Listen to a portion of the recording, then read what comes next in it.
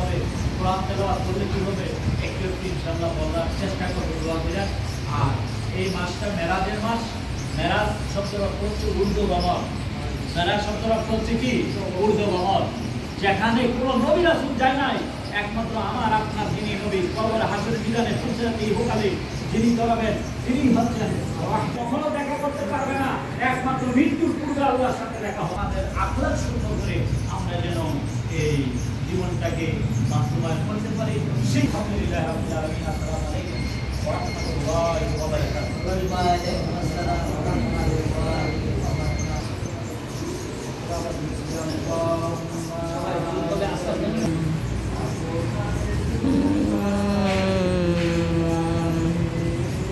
Allahumma salli ala maulana Muhammad wa ala ali sayyidina maulana Muhammad.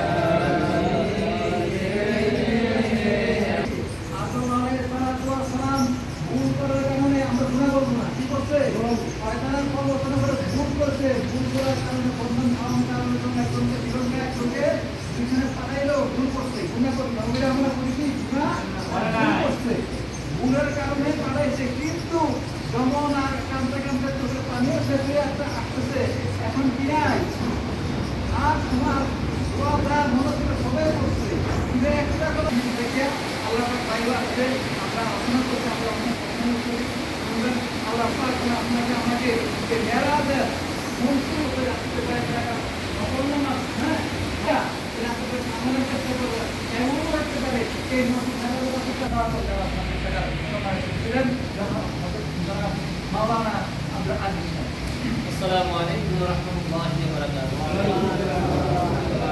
Assalatu wassalamu alayka ya Rasulullah. Assalatu wassalamu alayka ya Habiballah. Assalatu wassalamu alayka ya Syafi'ul Nabiyyin.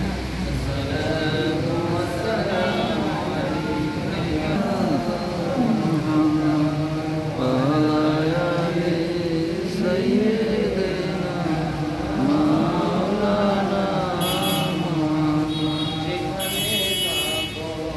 যেভাবে থাকো আমার নবীর দুরূদ চাইও না, নবীর দুরূদ না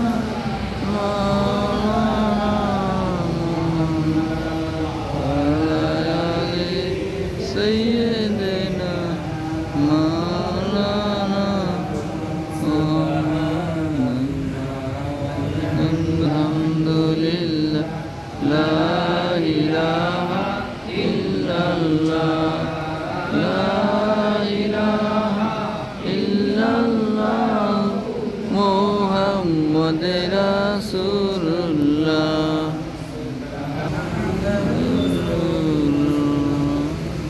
উপস্থিত আমার প্রাণপ্রিয় মুমিন ভাইরা, আমার সালাম রহমতুল্লাহ, আসসালামু আলাইকুম ওয়া রাহমাতুল্লাহি ওয়া বারাকাতুহু।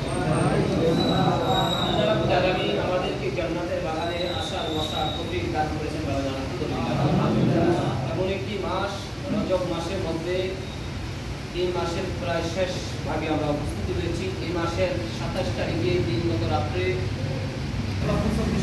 হাজার পয়গম্বর বানিয়েছেন। এখন নবীদের এক এক মেহরাজ রয়েছে, কিন্তু আল্লাহর সামনে কোনো নবী যেতে পারে নাই। তাহলে মেরা এই মাস নবীর মেহরাজের মাস। এই মাসে আল্লাহ রাব্বুল আলামিন সমস্ত নবীরা আমার নবীকে দেখার জন্য পাগল হয়ে গেছেন। বলেন না সুবহানাল্লাহ। আল্লাহ রাব্বুল আলামিন বলেছেন আজিমে আসবেন, চতুর্থ আসমান পঞ্চম আসমান পার হয়ে আমি আল্লাহর সাথে দিদার করতে আসবেন। তোমরা যাও তাড়াতাড়ি আমার নবীর সাথে তোমরা দেখা করো। বলেন না সুবহানাল্লাহ। তাইলে আমার নবীকে দেখার জন্য আল্লাহ রাব্বুল আলামিন 2,24,000 পয়গম্বর পাঠিয়ে দিয়েছেন। কোথায়? মসজিদে আকসার মধ্যে। যে মসজিদে আকসা আজকে ইহুদি নাসারা ধ্বংস করতে চায়, কিন্তু আল্লাহ রাব্বুল আলামিন ধ্বংস করতে দেবেন না। এজন্য বুঝতে হবে আমার নবী কত দামি, আমার নবীর কোরআন কত দামি, আমার নবীর নামাজ কত দামি। বুঝতে হবে, জানতে হবে, ঈমান আনতে হবে, ইবাদত করতে হবে। আল্লাহ রাব্বুল আলামিনের কাছে আমরা আবার ফিরে যেতে হবে। আমার প্রিয় ভাইরা, আল্লাহর নবী যখন মসজিদে আকসা রাব্বুল আলামিন জিবরাইলের মাধ্যমে বলছেন, হে জিবরাইল, এখানে বাবা আদম থেকে ঈসা রূহ পর্যন্ত এখানে হাজির হয়েছেন। সমস্ত নবীদের মনে আছে এখানে ইমামতি করবেন কে। আল্লাহ রাব্বুল আলামিন বলছেন, হে জিবরাইল, তুমি জানিয়ে দাও আমার নবীকে এখানে ইমামতির দায়িত্ব একমাত্র আমার রাসূলুল্লাহ সাল্লাল্লাহু আলাইহি ওয়াসাল্লামকে আমি দিয়েছি। বলেন না সুবহানাল্লাহ। নবী কোথায় গেছেন? মেহরাব। আমার প্রিয় ভাইরা, আজকে অনেক ডিগ্রি হলা মানুষ ওনারা বলতেছে আমার নবী বলে স্বপ্নে গেছেন মাত্রবে। আল্লাহ হেদায়েত করবেন না। আমরা সকলের জন্য হেদায়েত কামনা করব। যারা ভুল আলোচনা করে আল্লাহ তাদেরকে হেদায়েতের পথ দান করুন। বলেন আমিন। এইজন্য আমার নবী মেহরাজে গেছেন আমাদের জন্য। বলেন না সুবহানাল্লাহ। এখানে যে কি আমাদেরকে বলেছেন এটা আল্লাহ রাব্বুল আলামিন বলেন, বন্ধু আপনি তো মেহরাজে এসেছেন, 7 আসমান 7 জমিন পার করে আপনি ডাইরেক্ট কানে এসেছেন। সবকিছু পার হয়ে এসেছেন, আপনি আমার জন্য কি এনেছেন? আল্লাহ রাসূল বলছেন, বন্ধু আপনার জন্য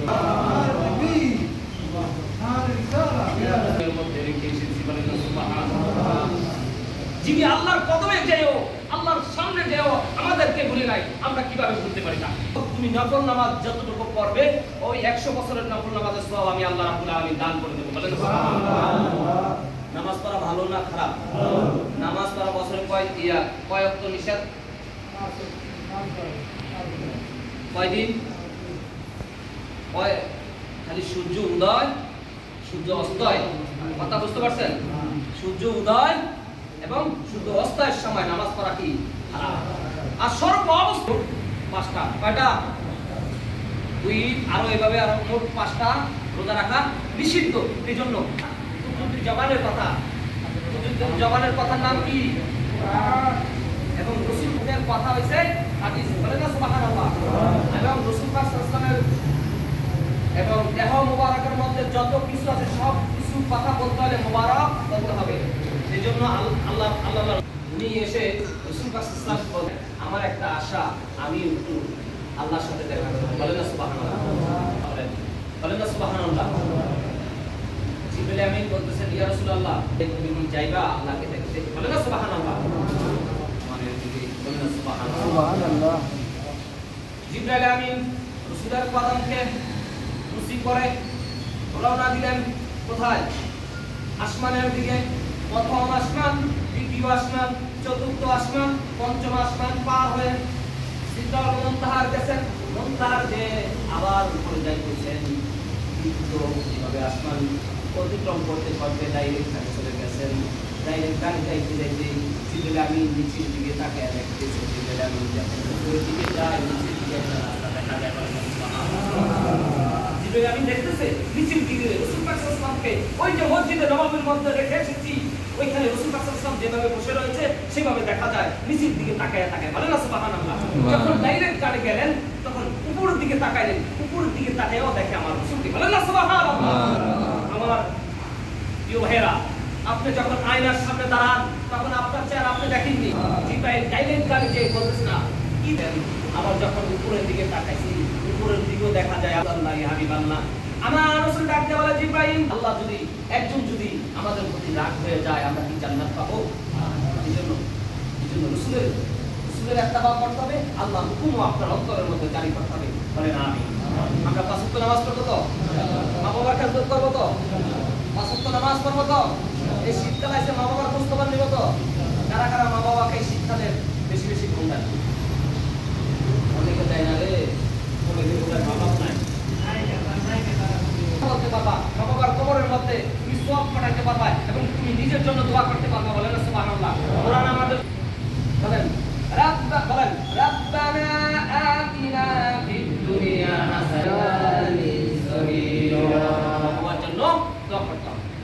আমার প্রিয় ভাইরা, নিজের জন্য দোয়া করবেন আগে, তারপরে মা বাবার জন্য দোয়া করবেন, তারপরে বিশ্ববাসীর জন্য দোয়া করবেন, তারপরে রওজার দিকে দিলটা দিয়া রাসূলুল্লাহ সাল্লাল্লাহু আলাইহি ওয়াসাল্লামের রওজার দিকে দিলটা দিয়া আপনি দোয়া করবেন। আল্লাহ রাব্বুল আলামিন আপনার দোয়া কখনো বিরোধ করবে না। কারণ আপনার অন্তর যদি সাদা থাকে, তার মধ্যে যদি ঠগানের ব্যবস্থা না থাকে, আপনি যদি সুদ না খান, গাঁজা না খান, মদ না খান, হিরোইন না খান, জিনা না করেন, কোনো মেয়েদের কাছে না যান, যদি কোনো এই দুষ্টামি সুদ ঘুষ কিছু না খান, সব কিছু না খান, যদি আপনার অন্তর ভালো থাকে, আল্লাহ রাব্বুল আলামিন আপনাকে মাফ করে দেবে। বলেন সুবহানাল্লাহ। আমার মুমিনের সুখের দিন আসতেছে। কারণ যাকে যে আল্লাহ রাব্বুল আলামিন বলছেন সব কিছু